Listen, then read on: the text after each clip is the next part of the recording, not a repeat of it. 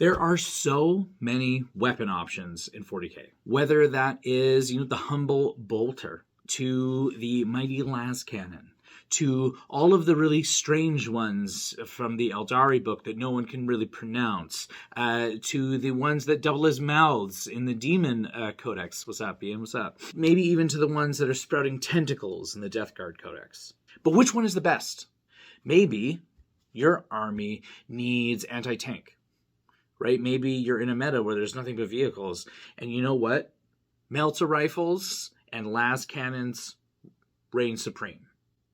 Maybe you're in a local meta where people play nothing but gaunts and orcs, and volume is king.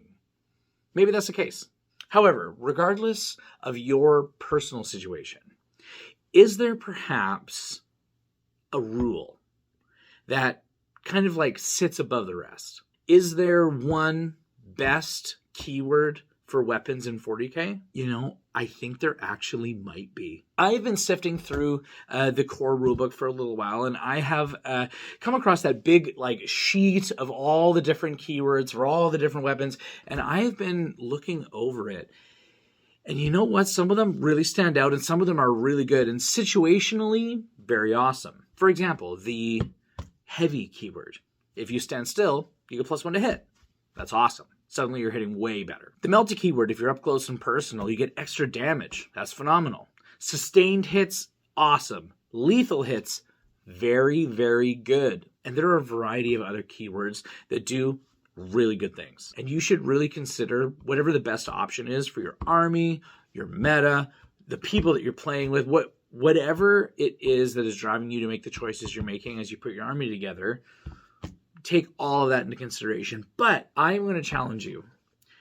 Go through the whole index, your whole codex, whatever it is that you have right now, and take a look at any weapon, and take another look at any weapon that has the assault keyword. In my opinion, the assault keyword is probably one of the best weapon keywords in all of 40k 10th edition right now. So all of the other weapon keywords give usually some kind of bonus to damage, whether it is extra shots like the blast keyword or the rapid fire keyword, extra damage or some kind of better damage like lethal hits, automatically wounding, or melta, adding more damage. All of that's awesome. Right? Even anti. So the anti keyword allowing you to auto wound on certain numbers. All of those things are really, really good. And you should really look at all your options, weigh everything that you need to weigh, and make sure you have enough variety in your list to pull off whatever strategy that it is you're trying to pull off. In previous editions, what it used to do is it used to say that you could fire whatever weapon it was, like a meltagun, for example, was assault. Right? So you could fire the meltagun even if you advanced, but you usually took some kind of penalty, like you were -1 to hit or something like that. So you were less accurate because you were, of course, jogging all over the battlefield and shooting a meltagun around. Now, in this edition of the game, all that it says is that this unit is eligible to shoot, and they can shoot with the weapons that have that keyword. However, it's that phrase, eligible to shoot, that is the real winner here, and why this, I think, is so good. The reasoning is because they seem to have copied and pasted that phrase and put it into a bunch of permissive base rules throughout the game. So what you could do is you could take your unit and you could advance up the table, and that unit is still technically, quote, eligible to shoot. And what that means is that that unit can do things like actions, right? And additionally, they can use stratagems. So there are a variety of stratagems, even in the core book, that say, pick a unit or target a unit, target a unit that is eligible to shoot. For example, like the grenade stratagem, right? Pick a unit that is eligible to shoot, and then they can use this stratagem. After that, they just get to shoot because they're still eligible to shoot.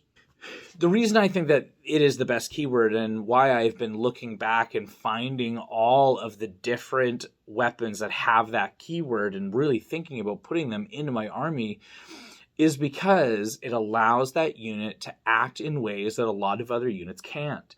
For example, a squad of intercessors. What's great about a squad of intercessors is not only is their gun AP -1, but their gun is both heavy and assault. So it fires twice, great. But if it stands still, you get +1 to hit, heavy.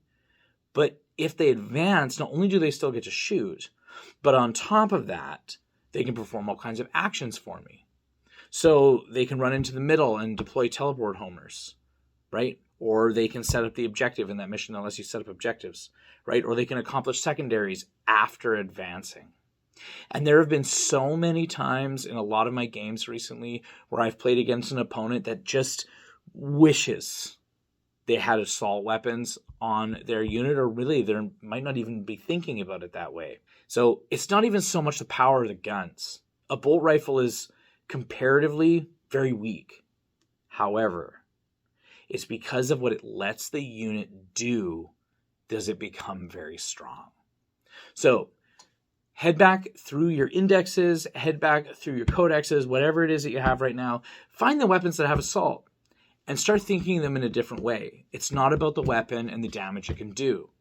Instead, it's about what that keyword lets the unit do. Thanks for hanging out with me all the way to the end of the video. If you would not mind just tapping that like button, hitting that subscribe, and hitting that notification bell, it goes a long way to getting our channel growing and more people talking about this game that we love, 40K. Everyone out there from the Hyperspace Hobbies crew, have a great night.